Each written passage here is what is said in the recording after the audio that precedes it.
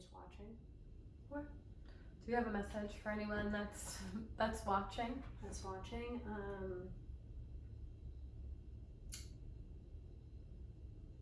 You're not alone.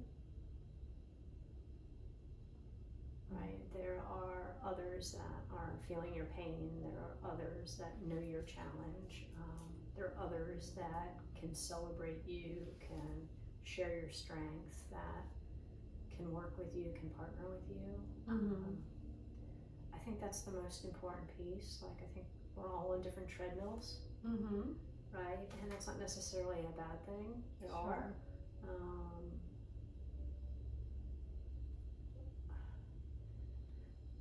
But there's answers that can come when you ask the right questions, Mm-hmm.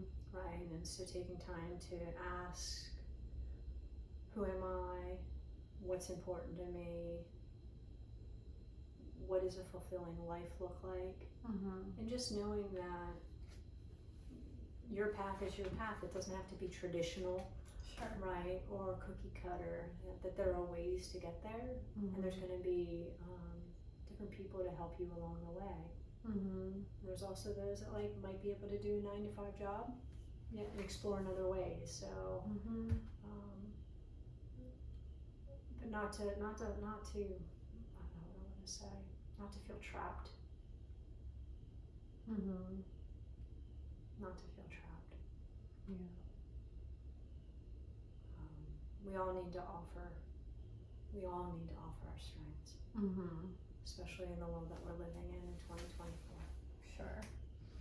And then would you mind sharing with me some of the success stories that you've witnessed with some of the people that you've worked with, without obviously going into their names, or is there anything that calls to you that you want to share?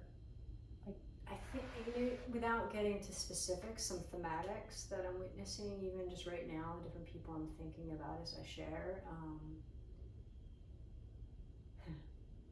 I'm working with a woman who's 52 who quit drinking 7 months ago, has lost 62 pounds.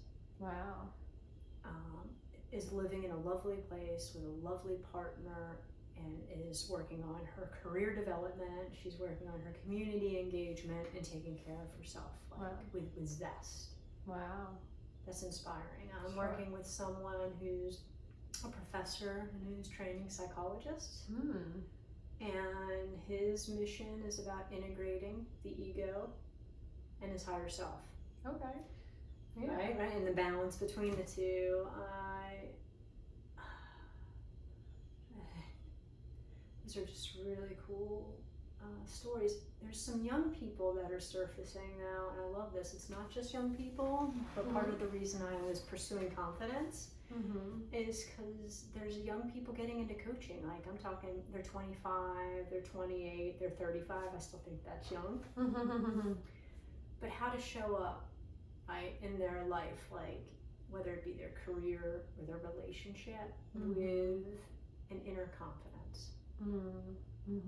Right, using their voice, right, letting some of that light shine, and noticing where they shut down, where they're not speaking up. Sure. So it's more like, creating more capacity for them. So those things probably all have something in common. Yeah. No, it's cool. It's good for people to know, what things that they might be struggling with, how you can help them in that way.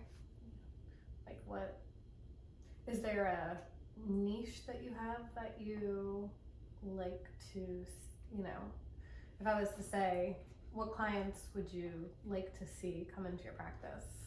Someone that's debating whether or not to get out of the corporate world. Is there a niche, or is it it's just a broader bucket? Yeah. I like that. It could be a specific example, how do I become more of an authentic leader? How might I create other boundaries because I can't say no, or I'm completely overwhelmed and shut down? But I think kind of if you take it up a level, what I'm finding I attract which is my authentic niche, is anyone who really wants to invest the time and energy in developing a relationship with themselves. Okay. That's great. And that can change over the decades. Sure, yeah. But that's the common theme of why People search for you. people are choosing me. Okay, cool.